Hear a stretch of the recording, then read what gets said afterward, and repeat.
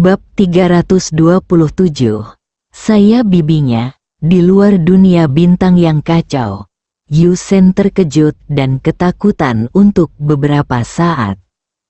Wanita ini benar-benar muncul. Alasan kenapa dia keluar dari dunia bintang yang kacau adalah karena dia tahu bahwa wanita ini dikenal sebagai Terminator peta.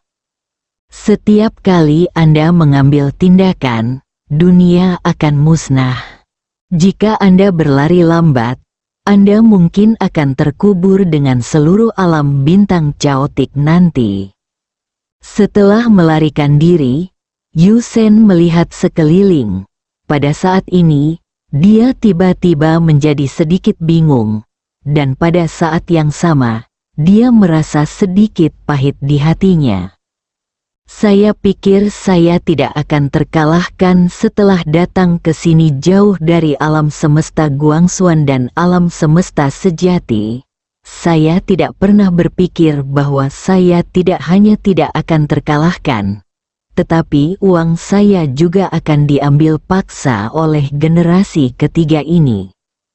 Benar-benar tidak ada keadilan di dunia ini. Yu Sen menghela nafas dengan suara rendah, melihat sekeliling, lalu berbalik dan pergi, punggungnya sedikit kesepian. Temukan dunia yang lebih rendah untuk nongkrong lagi. Dia masih menyukai perasaan tak terkalahkan, dunia lautan awan. Ledakan, Ye Guan langsung didorong mundur ribuan meter oleh kedua kaisar. Dengan kekuatannya saat ini, sulit untuk bertarung satu sama lain. Tapi sekarang, dua kaisar waktu yang kuat bergabung dan dia benar-benar hancur. Begitu dia berhenti, bekas darah mengalir dari sudut mulut Ye Guan lagi. Tetapi pada saat ini, bekas tinju tiba-tiba mengenai dia. Ye Guan bergegas maju, menghunus pedangnya dan menebas. Teknik memotong pedang, tubuh fisiknya sudah terluka parah. Tetapi ketika dia menggunakan teknik menggambar pedang penghancur surga lagi, tubuh fisiknya benar-benar terkoyak dan darah berceceran, yang sangat mengerikan. Ledakan, dengan tebasan pedang ini, Ye Guan langsung mundur dengan keras. Dan lelaki tua berjubah Cina yang meninju juga ditebas ribuan kaki jauhnya oleh pedang Ye Guan. Setelah dia berhenti, lelaki tua berjubah cantik itu melihat ke lengan kanannya yang terbelah, dan terkejut. Pemuda di depannya hanya berada di alam surga, tetapi kekuatan tempurnya konyol. Di sampingnya, lelaki tua berjubah merah berkata dengan sungguh-sungguh, dia adalah seorang kultivator pedang di alam fana. Menerobos dunia fana, keduanya saling memandang dengan sedikit rasa tidak percaya di mata mereka. Kapan monster seperti itu muncul di dunia bintang yang kacau ini? Orang tua berjubah merah menatap Ye Guan di kejauhan. Matanya penuh dengan niat membunuh. Orang ini terlalu jahat. Karena kita telah bermusuhan dengannya, kita hanya bisa membunuhnya untuk mencegahnya menjadi masalah besar bagi sekte suci kita di masa depan. Orang tua berjubah warna-warni itu mengangguk, dan mereka berdua bergegas keluar lagi. Di kejauhan, setelah Ye Guan meminum pil, dia melihat dua orang kuat dari kaisar waktu bergegas ke arahnya. Dia maju bukannya mundur dan berubah menjadi cahaya pedang dan bergegas keluar. Lakukan saja dan selesai. Di lapangan, cahaya pedang terkoyak secara vertikal dan horizontal. Tinju tak terhitung jumlahnya, dan tekanan kuat terus bergetar ke segala arah. Waktu dan ruang terus-menerus rusak. Meskipun Ye Guan benar-benar ditekan, kedua kaisar waktu tidak mampu membunuhnya. Namun, Hanya masalah waktu sebelum dia dikalahkan dan mati. Ye Guan juga berusaha menyelamatkan tubuhnya saat ini. Dari awal hingga sekarang, dia menahan amarahnya. Dia awalnya adalah orang yang suka bernalar. Tetapi sekarang dia menyadari bahwa tidak mungkin bernalar di luar. Inti dari dunia ini adalah yang kuat dihormati. Jika Anda ingin berunding dengan seseorang, pertama-tama Anda harus memiliki tinju yang kuat. Jika tidak, jika Anda berunding dengannya, dia akan bertindak seperti penjahat dengan Anda. Ledakan, pada saat ini, sepotong cahaya pedang pecah, dan Ye Guan tiba-tiba mundur ribuan kaki jauhnya. Begitu dia berhenti, seorang kaisar yang kuat bergegas mendekat. Ye Guan menebas dengan pedangnya. Ledakan, Ye Guan pingsan lagi, dan kali ini, saat dia terbang, tubuhnya mulai retak, darah, daging, dan darah terciprat kemana-mana, dan ketika dia berhenti, hanya jiwanya yang tersisa. Meskipun hanya jiwanya yang tersisa, tidak ada rasa takut di mata Ye Guan. Dia memegang pedang di tangan kanannya dan bergegas ke depan, dan domain pedang muncul kembali, pedang yang tak terkalahkan, menggunakan seluruh kekuatannya untuk menyerang. Ledakan, saat pedangnya dilepaskan, lelaki tua berjubah merah yang berlari ke arahnya langsung terlempar. Saat dia berhenti, tubuhnya terkoyak, hanya menyisakan jiwanya. Orang tua berjubah merah juga merasa ngeri. Jika pemuda di depanku menjadi kaisar agung, siapa lagi di antara kaisar agung yang akan menjadi lawannya? Bakat ini sangat menakutkan.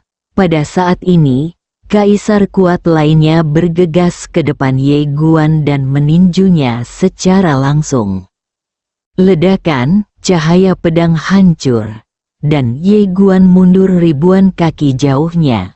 Saat dia berhenti, jiwanya menjadi ilusi. Ye Guan melihat ke tangan kanannya, yang telah menjadi ilusi dan transparan. Dia tiba-tiba menyeringai, dan kemudian bergegas ke depan. Jiwa yang membara, melihat pemandangan ini. Wajah lelaki tua berjubah cantik di depan Ye Guan tiba-tiba berubah drastis. Apakah kamu gila? Pada saat ini, jiwa Ye Guan sudah sangat lemah.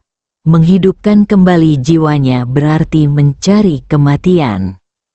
Ini meminta kematian. Orang tua di Hua Pao merasa ngeri.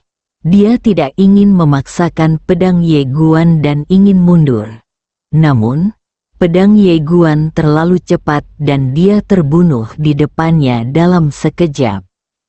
Ledakan, dengan satu serangan pedang, lelaki tua berjubah indah itu terlempar menjauh. Ketika dia berhenti, tubuhnya hancur, hanya menyisakan jiwanya.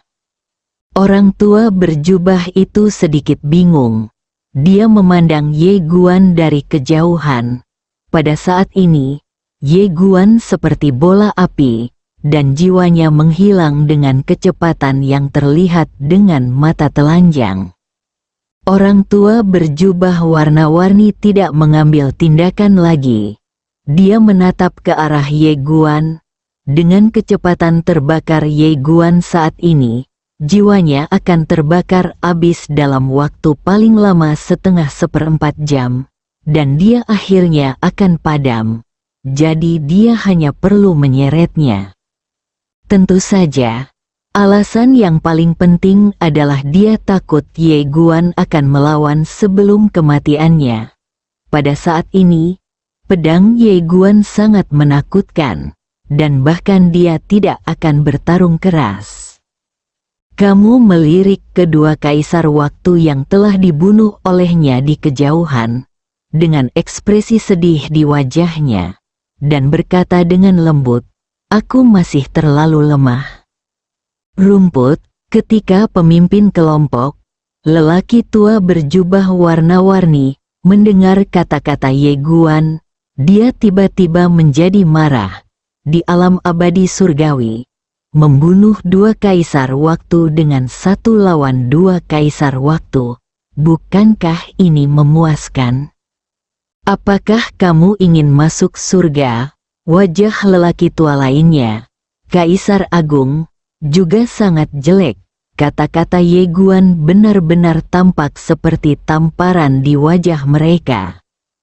Pada saat ini, Ye Guan, yang jiwanya hampir terbakar di kejauhan, tiba-tiba bergegas maju dan menyerang kedua kaisar waktu dengan pedang. Melihat pemandangan ini, ekspresi kedua kaisar agung itu berubah. Namun, tak satu pun dari mereka bergeming. Booming, sepotong cahaya pedang tiba-tiba meledak, dan Ye Guan berubah menjadi bola api dan terbang keluar. Kedua lelaki tua itu juga mundur ribuan kaki sebelum berhenti. Di kejauhan, aura Ye Guan tiba-tiba melonjak, dan dia langsung dipromosikan dari alam abadi surgawi ke alam abadi tertinggi. Melihat pemandangan ini, kedua kaisar saling memandang dengan kaget. Ranahnya sebenarnya telah meningkat, tapi untungnya, Ye Guan benar-benar kelelahan saat ini.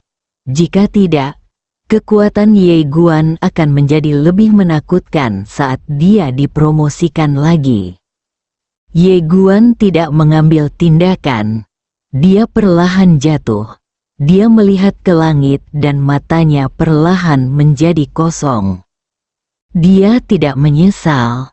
Bahkan jika kamu mati, kamu tidak akan menyesalinya. Di dunia ini, kita hidup hanya demi bernafas.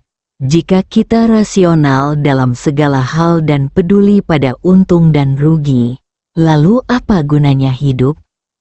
Manusia membutuhkan akal budi, namun mereka tidak bisa kehilangan darahnya karena akal budi. Melihat jiwa Ye Guan di kejauhan menjadi semakin ilusi, kedua kaisar tua itu menghela nafas lega. Jika pertarungan terus berlanjut seperti ini, itu akan menjadi terlalu berat bagi mereka. Tepat ketika jiwa Ye Guan akan menghilang sepenuhnya, kekuatan lembut menyeret jiwanya, dan kemudian, seorang wanita muncul di sampingnya. Wanita dengan rok polos. Melihat wanita dengan rok polos yang tiba-tiba muncul, Ye Guan tidak senang, tapi terlihat sedih. Wanita dengan rok polos melambaikan lengan bajunya, dan api di tubuh Ye Guan langsung menghilang. Ye Guan menundukkan kepalanya sedikit dan berkata dengan lembut, "Aku memintamu untuk datang menyelamatkan lagi. Kamu harus meremehkanku di dalam hatimu, kan?" Wanita dengan rok polos memandang Ye Guan dan tidak berkata apa-apa. Ye Guan menengadah ke langit, memegang tangannya erat-erat, dan berkata dengan lembut, "Bibi, bisakah kamu membuka segelnya untukku?" Wanita dengan rok polos itu mengangguk. Oke. Setelah suara itu jatuh, dia melambaikan lengan bajunya, dan segel di tubuh Ye Guan segera menghilang. Ye Guan berdiri perlahan. Dia berjalan ke arah wanita dengan rok polos. Dia membuka telapak tangannya dan pedang Xingdao muncul di tangannya. Dia perlahan membelai tubuh pedang Xingdao dengan tangan kanannya, dan kemudian berkata dengan lembut, "Terima kasih Xiao Dao sudah datang jauh-jauh, temani." Setelah mengatakan itu, dia mengembalikan pedang Xingdao kepada wanita dengan rok polos. "Bibi, kembalikan pedang itu padamu." Wanita dengan rok polos melihat ke arah pedang Xingdao yang diserahkan oleh Ye Guan dan bertanya, "Kenapa?" Ye Guan menyeringai, Aku tidak ingin dipandang rendah olehmu lagi. Dan aku tidak ingin disebut sebagai generasi ketiga yang bergantung lagi. Mulai sekarang, aku ingin benar-benar mengandalkan diriku sendiri. Bahkan jika aku mati, saya tidak akan pernah menelepon orang lain. Setelah mengatakan itu, seluruh tubuhnya tiba-tiba menjadi rileks, seolah belenggu telah dilepas. Kakek, tante, ayah, paman, mulai hari ini, itu tidak ada hubungannya dengan Ye Guan. Dia berencana untuk berjalan sendiri di jalan berikutnya. Jika dia bisa berjalan, dia akan mati. Mulai sekarang, dia adalah Ye Guan, bukan lagi cucu seseorang, bukan lagi putra seseorang, dan bukan lagi keponakan seseorang. Wanita dengan rok polos memandangi pedang singgau di depannya. Setelah terdiam beberapa saat, dia hendak berbicara. Di sampingnya, lelaki tua berjubah cantik itu tiba-tiba berkata, "Kamu adalah orang di belakangnya." Wanita dengan rok polos menoleh untuk melihat pria tua berjubah cantik. "Saya bibinya." "Tante," orang tua berjubah cantik itu sedikit menyipitkan matanya. "Kamu benar-benar berani menjadi musuh sekte suci kami, kamu." Bising, wanita dengan rok polos melambaikan lengan bajunya, dan sebilah pedang menembus alis lelaki tua itu, memakukannya di tempatnya. Wajah lelaki tua berjubah Cina tiba-tiba berubah drastis. Dia memandang wanita dengan rok polos dengan ngeri. "Kamu benar-benar kaisar waktu, kamu." Di sebelah lelaki tua berjubah merah, lelaki tua berjubah merah juga merasa ngeri. Dia tahu bahwa dalam keadaan normal, jika dia dan lelaki tua di sampingnya bergabung, bukan tidak mungkin dia akan bertengkar dengan wanita berbaju polos. Tapi saat ini, mereka berdua hanya memiliki jiwa yang tersisa, dan mereka bukan tandingan wanita di depan mereka. Jadi, dia langsung membuka telapak tangannya, dan tanda merah menyala naik ke langit, lalu menghilang ke kedalaman langit berbintang. Telepon seseorang. Ledakan, jauh di dalam langit berbintang, aura menakutkan melonjak seperti gelombang pasang. Orang kuat dari sekte suci, pada saat ini, langit berbintang tiba-tiba meledak, dan kemudian, seorang pria paruh baya perlahan keluar. Orang yang datang tidak lain adalah Seng Qi, pemimpin sekte suci saat ini, dan salah satu dari 5 kaisar waktu agung di alam laut bintang. Di belakang Seng Qi, ada 4 kaisar waktu agung dan 9 kaisar agung biasa. Hampir semua ahli top dari sekte suci telah tiba. Takdir, bahkan sekte suci tidak berani meremehkannya. Tentu saja, sekte suci tidak akan berkumpul bersama. Bagaimanapun, ada banyak orang di sekte suci, tetapi hanya ada satu wanita dengan rok polos di depannya. Seng Qi menatap wanita dengan rok polos di bawah. Kapan kaisar takdir lainnya muncul di alam laut bintang? Wanita dengan rok polos mengabaikan Seng Qi. Dia memandang Ye Guan di depannya. "Bibi tidak pernah meremehkanmu." Ye Guan menundukkan kepalanya sedikit dan tidak berkata apa-apa. Wanita dengan rok polos itu menambahkan, "Namun, kamu ingin mengambil jalan yang ingin kamu ambil, dan Bibi juga mendukungmu. Dengan cara ini, Bibi akan menemanimu melalui adegan terakhir ini. Bagaimana menurutmu?" Ye Guan mengangguk dan berkata dengan lembut, "Oke." Wanita dengan rok polos memandang Ye Guan yang seperti anak kecil di depannya. dan perasaan kasihan tiba-tiba muncul di hatinya. Dia dengan lembut mengusap kepala Ye Guan dan berkata dengan lembut, "Setelah kejadian ini, bibiku juga akan melakukannya untuk menghadapi dunia fana ini. Selamat tinggal." Ye Guan bingung. Wanita dengan rok polos tidak banyak bicara. Dia menatap langit berbintang dan tersenyum tipis. "Tunggu aku sebentar." Setelah mengatakan itu, dia melihat ke arah Ye Guan di depannya dan berkata sambil tersenyum, "Apakah kamu ingin tahu seberapa kuat bibiku?" Ye Guan mengangkat kepalanya dan menatap wanita dengan rok polos. "Berapa banyak pedang yang bisa membunuh Kaisar Takdir?" Wanita dengan rok polos terkekeh. Situasinya terlalu kecil. Ye Guan tercengang. Wanita dengan rok polos itu dengan lembut mengusap kepala Ye Guan lagi. "Takdir, kamu hanyalah seekor semut. Mengapa menggunakan pedang?"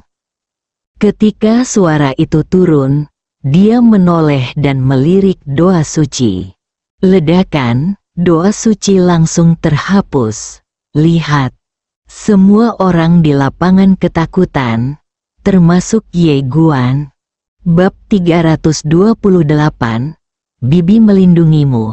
Siapa yang berani menyentuhmu? Saat ini, dunia sepi seperti kematian. Orang-orang kuat dari sekte suci di lapangan membuka mulut, mata mereka sebesar lonceng, dan wajah mereka penuh rasa tidak percaya. Membunuh Kaisar Takdir seketika dengan satu pandangan? Itulah takdir Kaisar, orang paling berkuasa di surga dan bumi. Pada saat ini, semua orang kuat dari sekte suci di lapangan berubah menjadi batu, dan hati mereka sangat ketakutan.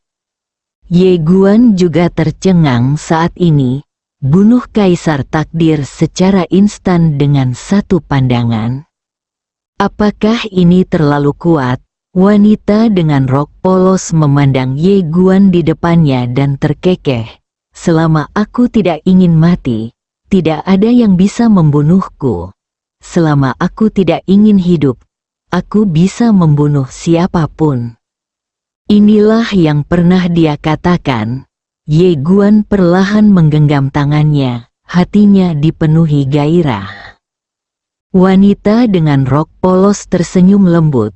"Selama kamu mengalahkanku, kamu akan benar-benar tak terkalahkan. Apakah kamu percaya diri?" Ye Guan bertanya, "Apakah ayah pernah memukulmu, Bibi?" Wanita dengan rok polos itu berkedip, "Ya." Ye Guan tercengang. Wanita dengan rok polos berkata lagi, "Dia memukul saya, tapi saya tidak melawan." Ye Guan tersenyum pahit. "Jadi begitu?" Wanita dengan rok polos tersenyum dan berkata, "Perjalananmu masih panjang.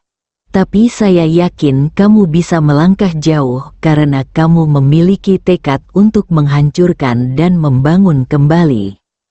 Saat dia mengatakan itu, dia mengambil pedang berjalan dan berkata dengan lembut, "Sebenarnya, tahukah kamu, saya telah menunggu Anda mengambil inisiatif untuk mengembalikan pedang ini kepada saya. Saya tidak menyangka akan terjadi secepat ini. Pedang ini bukan hanya pedangku, ini adalah jalanku, jalan keluarku yang tak terkalahkan. Tetapi ini bukan jalanmu. Ketika kamu melepaskannya, itu berarti jalanmu yang tak terkalahkan akan benar-benar dimulai." Jadi begitu, Ye Guan mengangguk dan berkata sambil tersenyum, "Saya mengerti." Wanita dengan rok polos berkata dengan lembut, "Aku pergi." Ye Guan memandang wanita dengan rok polos, dan tiba-tiba merasakan keengganan di hatinya. Akankah kita bertemu lagi? Wanita dengan rok polos tersenyum dan tidak berkata apa-apa. Ye Guan tiba-tiba merasa gugup. Wanita dengan rok polos itu terkekeh dan berkata, "Jika kamu berjalan cukup cepat, kita masih bisa bertemu." Ye Guan berkata dengan gemetar, "Kami, bibi, kamu." Wanita dengan rok polos tersenyum dan berkata, "Tahukah kamu mengapa saya begitu bahagia hari ini?" Ye Guan menggelengkan kepalanya. Bibi hari ini memang berbeda dari biasanya. Hampir tidak ada senyuman di wajahnya. Tapi wajah bibi hari ini penuh dengan senyuman yang agak tidak normal. Wanita dengan rok polos itu terkekeh pelan. "Kakak sudah berjanji padaku untuk meletakkan segalanya, tidak lagi mempedulikan hal-hal duniawi, dan menemaniku melihat kemana-mana. Waktu dan tempat semua ditentukan olehku." Saat dia mengatakan itu, dia berhenti, dan senyuman menyentuh muncul di wajahnya. "Hanya kita berdua." Ye Guan tercengang.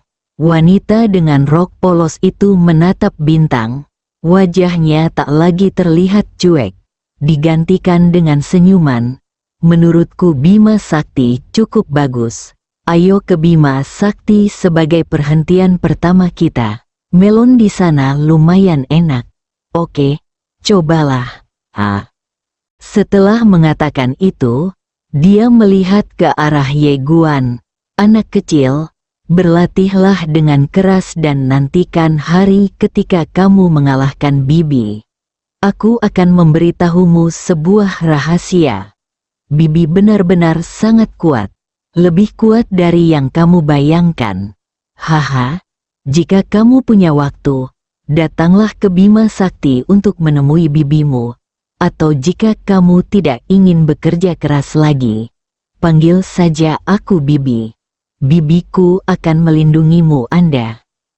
Saat suaranya jatuh, dia tiba-tiba berubah menjadi cahaya pedang dan membubung ke langit. Dan dia juga mengambil pedang Dao. Pada saat yang sama, jauh di dalam langit berbintang dan alam semesta, suara wanita dengan rok polos datang dari jauh. "Bibi, aku akan membantumu sekali lagi. Aku akan menekannya. Master Penadao di Bima Sakti. Selama dia tidak keluar dari Bima Sakti, tidak ada keberuntungan yang akan datang kepadamu di dunia ini." Kamu melihat ke langit. Setelah beberapa saat, dia tiba-tiba tertawa, bahagia, dengan tulus bahagia. "Saat aku melihat bibiku untuk pertama kalinya, seluruh tubuhnya penuh dengan niat membunuh, dan tidak ada senyuman di wajahnya. Hal yang sama terjadi beberapa kali aku melihatnya setelah itu. Tapi kali ini, dia bisa merasakan bibinya sangat bahagia. Ternyata tujuannya hanya agar kakaknya menemaninya. Kini, ahli pedang manusia akhirnya rela melepaskan segalanya dan pergi menemaninya. Dia benar-benar berhutang banyak padanya. Kamu melihat ke langit dan Bima Sakti. Setelah dia menjadi lebih kuat, dia pasti akan pergi ke Bima Sakti untuk melihatnya. Tahukah Anda? Ibu saya, Qin Guan, juga berasal dari Bima Sakti. Pada saat ini, seolah dia memikirkan sesuatu, ekspresi Ye Guan tiba-tiba menjadi sedikit suram, dan suasana hatinya menjadi sedikit tertekan. "Bibi sudah pergi, ayah juga sudah pergi, saya seorang yatim piatu." "Salah." Ye Guan menggelengkan kepalanya dengan cepat dan menghilangkan pikiran itu. Bagaimanapun, ayahnya masih ada. Namun ia tahu bahwa karena ayahnya memilih untuk meninggalkan segalanya untuk menemani bibinya, itu berarti mulai hari ini, ia hanya bisa menangani masalah Guangxuan Universe sendirian. Adapun apa yang dikatakan bibiku ketika dia pergi, Jika kamu tidak ingin bekerja keras, panggil saja aku Bibi. Ye Guan menggelengkan kepalanya dan tersenyum. Seorang pria harus berjalan sendiri di dunia ini. Xiaota tiba-tiba berkata, apakah kamu berpikir bahwa kamu harus mengandalkan dirimu sendiri mulai sekarang dan tidak pernah memanggil Bibi? Ye Guan mengangguk dan berkata dengan serius, iya. Xiaota berhenti bicara. Pernah ada seorang pria yang memiliki ide ini, dan kemudian, baunya sangat enak. Penasaran, berapa lama orang ini bisa bertahan? Tentu saja ia juga mengetahui bahwa orang ini sombong dan sombong. Jika hari itu tiba, dia pasti akan sangat putus asa. Ye Guan menarik kembali pikirannya. Dia mengangkat kepalanya dan melihat ke ujung kehampaan. Kakek dan pamannya telah pergi, dan sekarang bibi dan ayahnya juga telah pergi. Seolah memikirkan sesuatu, Ye Guan tiba-tiba menoleh dan melirik sekelompok orang kuat Sein Sekte tidak jauh dari sana. Ketika dia melihat Ye Guan menatapnya, ekspresi orang kuat Sein Sekte tiba-tiba berubah secara drastis, dan mereka berbalik dan melarikan diri. Bahkan jika mereka diberi 10 keberanian lagi, mereka tidak akan berani mengambil tindakan terhadap Ye Guan. Cuma bercanda. Bahkan Kaisar Takdir pun langsung terbunuh hanya dengan melihatnya. Lalu dia mengambil tindakan. Bukankah itu seperti bintang ulang tahun yang lama meminum arsenik? Ye Guan tiba-tiba berkata, tunggu. Mendengar kata-kata Ye Guan, kelompok orang kuat Sein Sekte segera berhenti. Ye Guan menatap salah satu orang kuat Kaisar Agung. Kamar dagang Yunhai memeras saya sebesar 6 miliar yuan spiritual. Bisakah masalah ini dilupakan? 6 miliar? Mendengar perkataan Ye Guan, pemimpin Kaisar tertegun.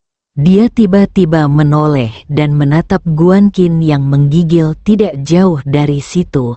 6 miliar. Ketika manajer Qin mendengar kata-kata Ye Guan, ekspresinya tiba-tiba berubah, dan dia berkata dengan suara gemetar, tidak, bukan. Ye Guan menatap manajer Qin, apa yang tidak? Sudah kubilang, dibutuhkan 10 kali lipat untuk menjadi manusia. Manajer Qin gemetar, jujur mana yang kamu bicarakan? Ye Guan menatapnya dan tidak berkata apa-apa. Melihat tatapan dingin Ye Guan, manajer Qin takut dan tidak berani mengatakan apapun. Kamu luar biasa. Kamu bisa mengalihkannya 10 kali lipat. Pada saat ini, tentu saja Ye Guan lah yang mengatakan apa yang dia katakan. Ye Guan memandang pemimpin Kaisar Agung dan berkata, bayarkan 6 miliar itu padaku, jika tidak sekte suci akan menghilang dari dunia hari ini. Mendengar ini, ekspresi Kaisar yang berkuasa tiba-tiba berubah menjadi jelek. Dia memelototi manajer piano. Kamu masih tidak mau menyerahkannya. Manajer Qin dengan cepat menunjuk ke tubuh Gu Yunhai di sampingnya, tubuhnya. Kaisar yang kuat menatap Guanxi Qin dengan dingin, lalu membuka telapak tangannya, dan naji di tubuh Gu Yunhai terbang keluar. Tetapi hanya ada 600 juta yuan spiritual di dalamnya. Kaisar yang berkuasa mengerutkan kening. Mengapa hanya ada 600 juta? Manajer Qin melirik Ye Guan yang berdiri di samping, sedikit menundukkan kepalanya dan tidak berani berbicara. Melihat pemandangan ini, mengapa Kaisar yang berkuasa tidak mengerti? Pendekar pedang muda ini mencoba memerasmu. Meskipun dia marah, dia tidak berani marah. orang kuat tak tertandingi yang bisa langsung membunuh Kaisar Takdir jelas bukan sesuatu yang bisa disaingi oleh Sekte Suci. Kaisar yang berkuasa menekan amarah di dalam hatinya, lalu tersenyum dan berkata, "Tuan muda ini, lihat." Ye Guan menatap Kaisar yang berkuasa, 6 miliar. Kaisar yang berkuasa tersenyum pahit, "Tuan muda, kita harus bersikap masuk akal. Ini memang hanya 600 juta. Ini." Ye Guan langsung melambaikan tangannya, "Saya tidak ingin masuk akal sekarang. 6 miliar. Saya akan mengatakannya untuk terakhir kalinya. Jika Anda terus berbicara omong kosong, Anda akan menanggung konsekuensinya." Mendengar perkataan Ye Guan, Kaisar yang berkuasa itu berani marah tetapi tidak berani berbicara. Dia segera berkata, "Tuan, tunggu sebentar. Saya akan bergabung dengan Anda nanti." Saat dia berbicara, dia melihat ke arah seorang lelaki tua di sampingnya dan berteriak dengan marah, "Pergi!" Orang tua itu tidak berani ragu, berbalik dan menghilang. Di tempatnya, Ye Guan duduk bersila di tanah, lalu mulai menyembuhkan lukanya dan memulihkan tubuhnya. Kaisar yang kuat melirik Ye Guan, matanya penuh ketakutan, dan tentu saja, lebih banyak keraguan. Biasanya, Sekte Suci akan tahu tentang kejeniusan di dunia bintang yang kacau ini, tapi dia belum pernah mendengar tentang pendekar pedang muda seperti itu, apalagi nama wanita dengan rok polos. Di luar, memikirkan hal ini, wajah Kaisar yang kuat menjadi gelap. Ini sangat mungkin. Seolah memikirkan sesuatu, Kaisar yang kuat itu menoleh dan menatap dingin ke arah pelayan Qin. Matanya dingin dan tidak ada niat membunuh yang tersembunyi di matanya. Tentu saja, dia telah mendengar tentang konspirasi persekutuan pedagang Yunhai, tetapi dia tidak menyangka bahwa wanita ini begitu bodoh.